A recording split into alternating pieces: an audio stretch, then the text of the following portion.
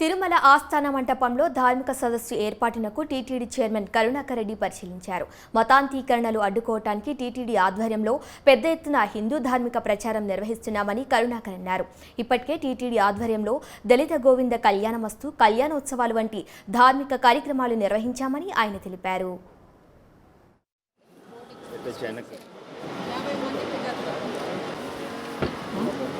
చిన్నతనం నుండే బాలబాలికల స్థాయి నుండే అందరిలోనూ కూడా ఈ తరంలో తగ్గిపోతున్నటువంటి మానవతా విలువలకి ఆధ్యాత్మికతను జోడించి మరింతగా భక్తి ఉద్యమంగా మారాలా అన్నటువంటి ఆలోచన తిరుమల తిరుపతి దేవస్థానం చేసి మొత్తం దేశంలో ఉన్నటువంటి పీఠాధిపతులందరి సహాయము, సలహాలు, సంప్రదింపులు, వాళ్ళ సూచనలతో మరింతగా ధర్మ ప్రచారాన్ని చేయటానికి కంకణం కట్టుకున్నది.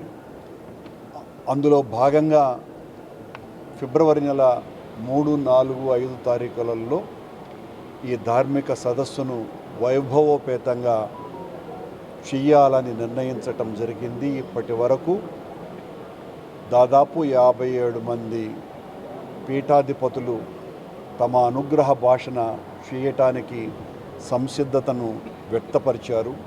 వాళ్ళు ఇచ్చేటువంటి సూచనలతోటి మరింతగా ధర్మ ప్రచారం చేయాలా అన్నటువంటిది మా ఆలోచన.